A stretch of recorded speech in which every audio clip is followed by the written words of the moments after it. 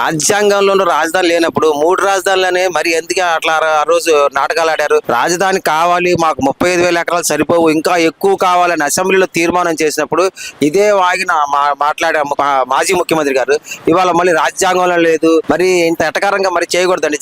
ఇప్పుడు ప్రజల మనోభావాలతో తప్ప ఆటలాడుకోకూడదు.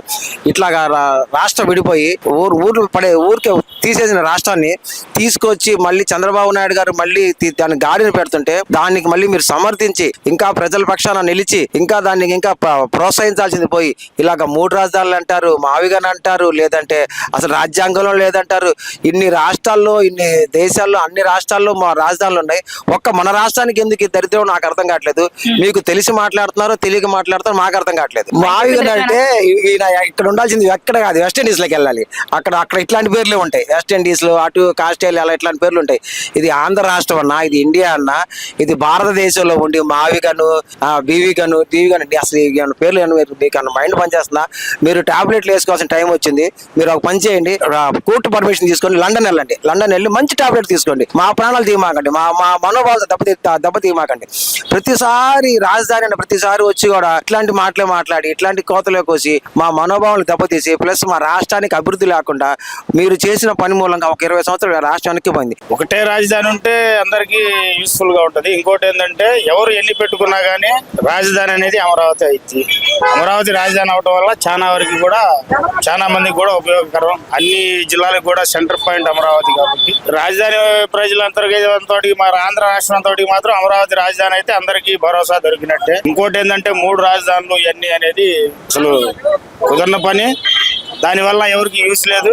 గత ప్రభుత్వం కూడా, మేము మామూలుగా స్పెషల్ గా చెప్తున్నాను, గత ప్రభుత్వం కూడా చాలా వాటికి ఇబ్బందులు పెడతాం ప్రజలు, చెప్పి కొన్ని చేయకుండా ఉంటాం. అయినా అతను గత ప్రభుత్వం సీఎం గారు ఏం చెప్పారో ప్రజలు అనుకున్న లీడర్లు ఉంటారు కొంతమంది, వాళ్ళైతే మాత్రం బూతులు తిట్టుకుంటూ బూటుగాలతో నానా రకంగా ఇష్టానుసారంగా మాట్లాడుతూ వల్గర్గా చిన్న అంతరం పెద్దంతరం లేకుండా కాళ్లతో తంత ఇట్లాంటివి చేశారు. అంతేందుకు నేనే ఉన్నాను, ఫస్ట్ నుంచి కూడా నేను ఒక విధి విధానంలో ఉండేటప్పుడు వైసీపీ గవర్నమెంట్ లో ఉన్నప్పుడు నా మీద కూడా దాడులు జరిగి వాళ్ళు చేశారు. నేను ఆ టైంలో హైదరాబాద్ వెళ్ళిపోయాను. ఏంది అసలు ఈ రకంగా అరే అట్లా కొట్టుకోవద్దురా అన్న దానికి కూడా నా మీద కూడా దాడులు చేశారు, కొట్టారు, కేసు కూడా పెట్టారు. నేను హైదరాబాద్ వెళ్ళి అక్కడ 3 సంవత్సరాలు ఉండి పార్టీ మారినాక మళ్ళీ వచ్చాను. అంటే అర్థం చేసుకోండి గత ప్రభుత్వం ఎంత సాధారణ మనిషిని కూడా ఎంత ఇబ్బంది పెట్టిందనేది మీకు రాజధాని ఆయన ఎప్పుడైతే అమరావతిని రాజధానిగా పెట్టారో దాన్నే కొనసాగించినట్టే ఏ ప్రాబ్లం ఉండేది కాదు. మధ్యలో గవర్నమెంట్ మారటం ఒకటి, ఆయన 3 రాజధానులు అని చెప్పి పెట్టిన పెట్టుబడిదారులని అందరినీ ఇబ్బందులు పెట్టి ఇది చేశారు. అయితే ఇప్పుడు ఏంటంటే ఇప్పుడు ప్రజెంట్ వచ్చేసి అమరావతి శాశ్వత రాజధాని అయితే అందరికీ కూడా ఈ అమరావతి సరౌండింగ్ లో ఉన్న రైతులకు కానీ ఎవరికైనా కానీ పూర్తి భరోసా ఉండిద్దని అని చెప్పి నేను నమ్ముతున్నాను. ఇన్నాళ్ళు జగన్మోహన్ రెడ్డి 3 ముక్కలాట ఆడి రాష్ట్రాన్ని అధోగతి పాలు చేసి మనకి ఇప్పుడు రాజధాని అనేది లేకుండానే మ్యాపింగ్ లోనే లేకుండానే చేశాడు. అట్లాంటిది ఈ రోజు కూటమి ప్రభుత్వం వచ్చి ఆ మ్యాపింగ్ కోసం ఇవాళ ఎంత అయితే పాదయాత్ర చేసి లోకేష్ బాబు దానికోసం కృషి చేశాడో, అమరావతి రాజధాని రైతుల ఆవేదనల్ని, ఆక్రందనల్ని, ఆడవాళ్ళని కొట్టిన దాన్ని మొత్తాన్ని ఎట్లయితే ఆయన కళ్ళతో గమనించి ఈ రోజు దానికోసం చట్టబద్ధత చేసి మనకు పెట్టుబడులు రావడానికి కూడా దానికి మంచి సంకల్పం ఒకటి చేశారు. దాని వాటికి మాత్రం మంచి పరిణామంగా నేనైతే మాత్రం భావిస్తున్నాను.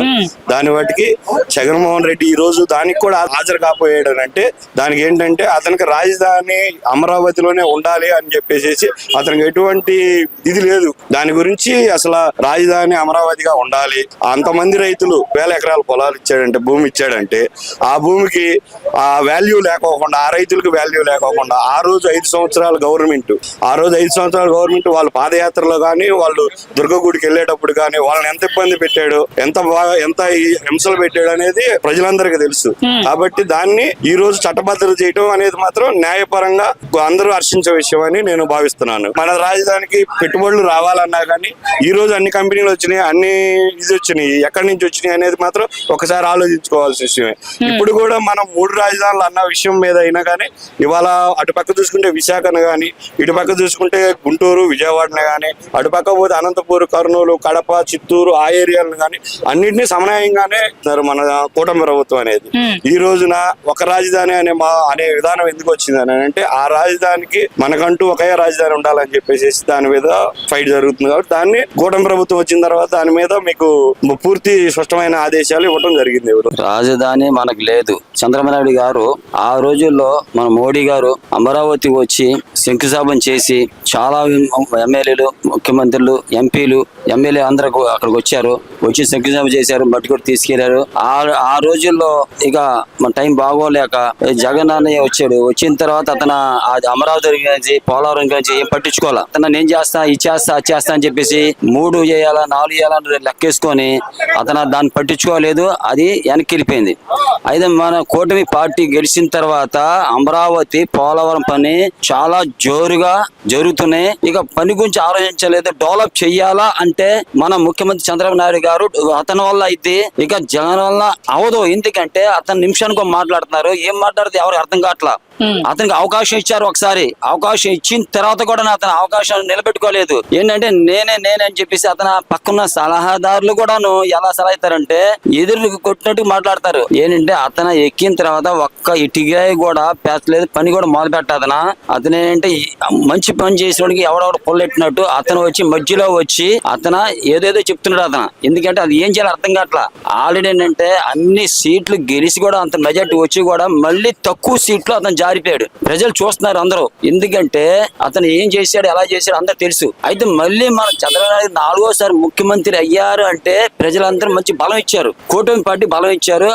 అతను ఆలోచన పని అవుతుంది. డెవలప్ చేయాలా అంటే చంద్రబాబు నాయుడు గారు చేస్తారు, చూపిస్తారు పనితనం. అతను నిద్రపోడు, నిద్రపోనేవాడు. పని అదే విధంగా అవ్వాలా వచ్చి కృషి చేస్తున్నారు. ఈ పని అవ్వాలంటే, డెవలప్ అవ్వాలంటే మనకి పేరు రావాలని మొత్తం ఇండియా మొత్తం కూడా చంద్రబాబు నాయుడు గారు పని మొదలుపెట్టి ఆ పని కంపల్సరిగా చేసి మొదలుపెట్టి పూర్తి చేస్తారు. అది ఏమంటే ఇంటికి పెద్ద దిక్కు లేకుండా ఇల్లు ఎలాగుంటదండి, రాజధాని లేకుండా రాజ్యాంగం ఎలాగుంటదండి? ఏంటి ఆ మాటలు అలా మాట్లాడవచ్చా? రాజధాని అనేది కంపల్సరీ ఉండాలి. దాన్ని అటు అటు డివైడ్ చేయకూడదు. ఒకళ్ళు చేసినప్పుడు దాన్ని మనం కూడా సహకరించాలి. అంతేగాని ఈ పిచ్చి మాటలు పిచ్చి పనులు చేయకూడదు.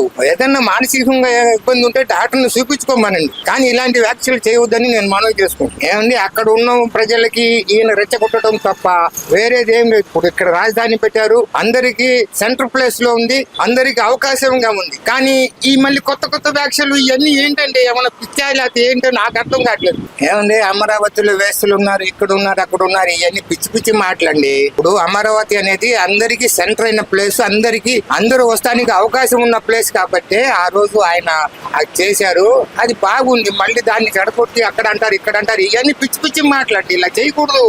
ఒక నాయకుడు అయ్యి ఇలా చేయకూడదు. మనం సపోర్ట్ చేసి ఆ బాగుందని మనం ఏదన్నా సలహా ఇవ్వాలి తప్ప ఇలాంటి పనులు చేయకూడదు. ఆయనకి ఏదో మైండ్ పనిచేయట్లేదేమో నాకు అనుమానం.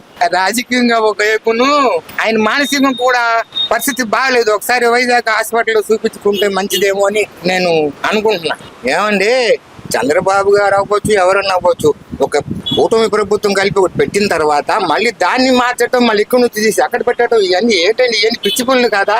ఎక్కడైతే ఏమైంది రాజధానము మనకి దగ్గర కదా, ఇది అన్నిటికీ సెంటరు, అన్ని విధాలుగా ఆలోచించే కదా ఇక్కడ నిర్ణయం తీసుకున్నారు. మళ్ళీ ఇవన్నీ ఎందుకు పిచ్చి మాటలు పిచ్చి పనులు చేయటం అది పద్ధతి కాదు. 3 రాజధానులు ఏంటంటే అసలు ఒక రాజధాని అన్నారు, పద్ధతిగా ఉంటుంది, బాగుంటుంది, నలుగురికి రావడానికి సెంటర్ గా ఉంది. ఇది అన్ని విధాలుగా రోడ్లు కూడా వేశారు, ఇంకా డెవలప్ చేస్తారు. మేము కూడా ఇక్కడ విజయవాడలో మనం రాజధానిలో ఉంటున్నామని గర్వంగా చెప్పుకునే హక్కు మాకు కూడా ఉంటుంది.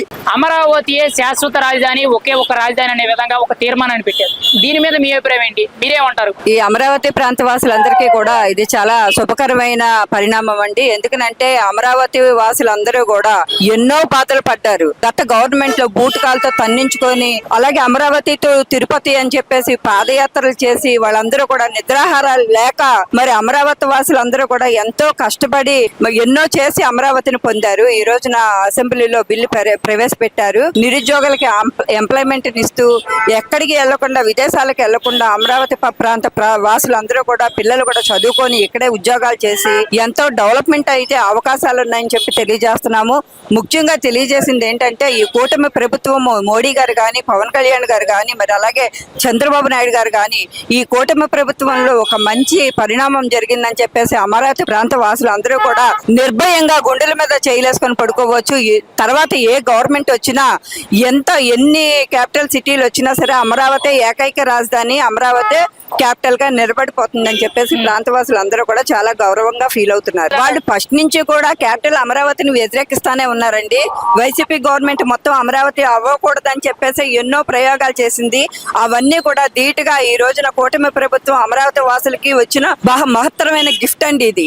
రానున్న రోజుల్లో కూడా అమరావతి సస్యశ్యామలంగా ఉండి ప్రాంత వాసులందరూ కూడా సుస్థిరంగా గుండెల మీద చేయలేసుకుని పడుకునే రోజులు దగ్గరలో ఉన్నాయని తెలియజేస్తున్నాము. ఏకైక క్యాపిటల్ సిటీ అమరావతి, రాజధాని అమరావతేనండి. దీంట్లో ఏకాగ్రీవంగా ఎటువంటి మార్పు ఉండదన్నమాట. అది